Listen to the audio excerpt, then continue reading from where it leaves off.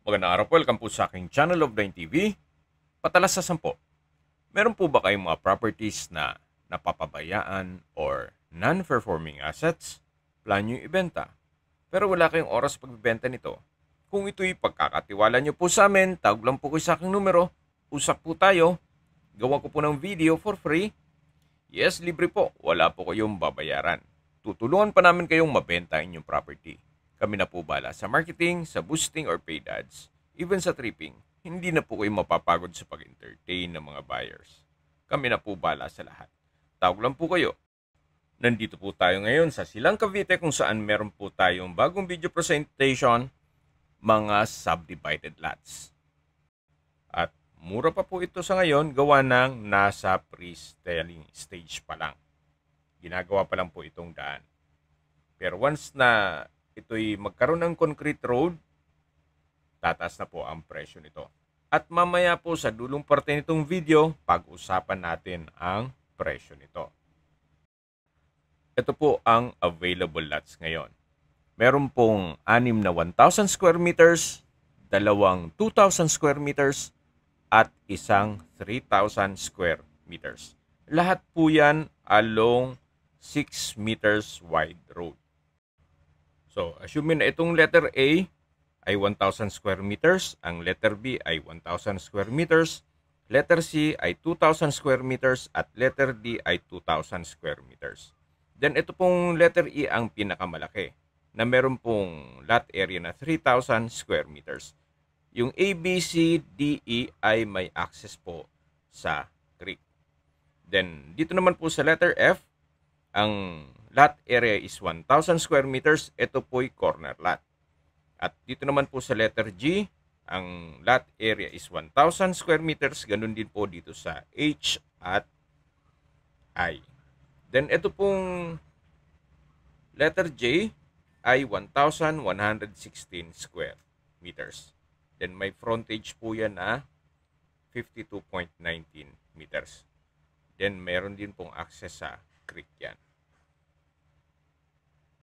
Habang nasa pre-selling stage pa po tayo, grab nyo na ang opportunity, gawa ng mura pa po ito. Kaya once na ito'y may concrete road na, iba na po ang presyo. Ito pong binabaybay natin ay itong may broken na red line. Nasa part na po tayo nung letter G na lote. At yung corner lot naman po ay yung letter F. Habang naglilibot po tayo, pag-usapan na natin ang distance, location at travel time. Mula po sa Aguinaldo Highway or sa Hacienda Mall, ang distance is 5.9 kilometers at ang travel time is 15 minutes. Mula naman po sa bayan ng Silang, ang distance is 10 kilometers at ang travel time is 20 minutes. Kumpleto na po doon gaya ng public market, groceries, convenience store, remittance center, banks, schools, church, at hospital. Yan po yung lagi kong binabanggit sa inyo na dapat nyo i-consider sa paghanap ng property, yung meron pong malapit na hospital. Hindi ko naman po sinasabing sakitin kayo, yan naman po ay for emergency purpose lang naman. At mula naman po sa Tagaytay, ang distance is 6.1 kilometers at ang travel time is 15 minutes. Although napakalapit lang po nito sa Tagaytay, malayo po ito sa 14 kilometers danger zone. At mula naman po sa Calac Silang Interchange, ang distance is 14.3 kilometers at ang travel time is 23 minutes.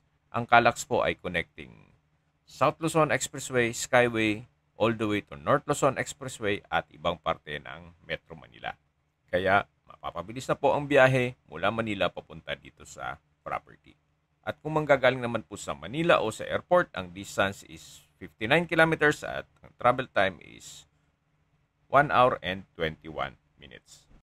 Ito naman po yung kabilang side ng property na kung saan nandito po yung lot A, B, C, and D. Na kung saan nandito po yung 1,000 square meters, 2,000 square meters, at 3,000 square meters. At sa dulo po niyan ay yung creek side.